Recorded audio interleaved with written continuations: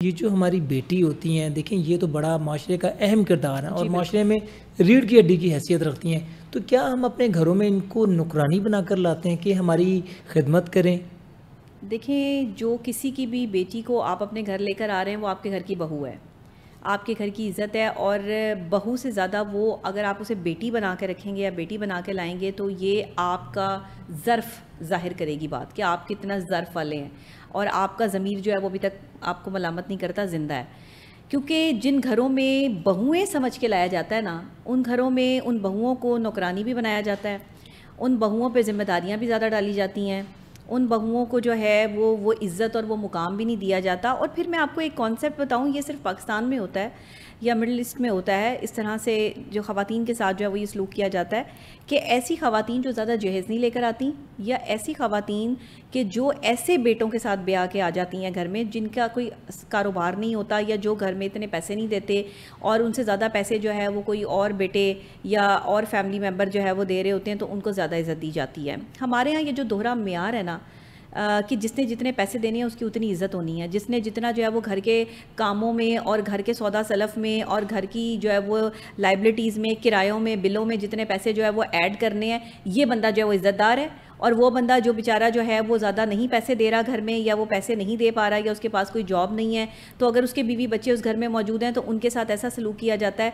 कि जैसे ये लोग जो है वो इंसान ही नहीं है। ये जो दोहरा मेयार है ना, पहले तो इसको ख़त्म करना पड़ेगा। क्योंकि हमारे यहाँ माँ बाप भी जो है वो अपने बच्चों में इस लेवल पर जो है वो ऑब्ज़र्व कर रहे होते हैं उनको कि कौन कितने पैसे कमा रहा है। भाई, आप माँ बाप हैं, आपने बच्चों को पालना था, आपकी ज़िम्मेदारी थी। आपने कोई एहसान किया है बच्चे पाल के?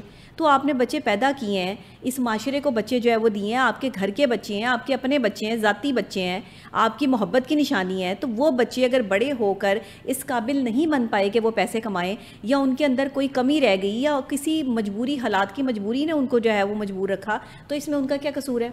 कम से कम माँ बाप तो दूसरे बहन भाइयों के सामने उनको इज़्ज़त दें, कोई उनकी तकरीम रखें। अगर वो पैसे नहीं कमाते हैं या घर में पैसे नहीं दे पाते हैं तो इसका मतलब ये तो नहीं है कि उनकी इज़्ज़त में कमी कर दी जाए, या उनकी जो बहुएँ आई हैं, जो उनकी बीवियाँ आई हैं, उनके साथ जो है वो दोहरा सलूक किया जाए या दोहरा म्यार अपनाया जाए, उनसे ज़्यादा काम करवाया जाता है। मैंने ये हमारे माशरे में बहुत चीज़ देखी है।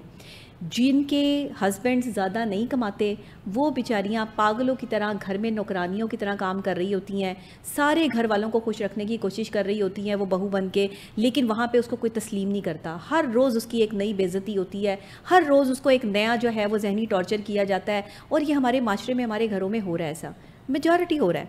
लेकिन जिन घरों में नहीं हो रहा वो सालेहीन के घर हैं, वो अल्लाह से डरने वालों के घर हैं, जिन्हें अल्लाह का खौफ अभी बाकी है। मुझसे अगर कोई पूछे ना कि शादी के लिए कैसा लड़का होना चाहिए या कैसा ख़ानदान होना चाहिए, तो मेरी ख्वाहिश और मेरी बात यह है कि जिसे अल्लाह का खौफ हो। भले वो बहुत मॉडर्न है, भले वो झूठ बोलता है, भले वो कुछ भी है, लेकिन अल्लाह से डरने वाला ना तो झूठ बोलेगा, ना कमी कोताही करेगा, ना नाप तोल में कमी करेगा, ना रिश्तों में मिलावट करेगा, ना धोखेबाजी करेगा। वो बंदा ही जो है उसे अल्लाह का डर और खौफ इतना होगा कि वो अल्लाह के डर से ही जो है वो दूसरे की बेटी को घर में ला के जो है वो उसके साथ अच्छा सलूक करेंगे कि कहीं इसकी बद्दुआ ना लग जाए, कहीं इसकी आह ना लग जाए। लेकिन लोग नहीं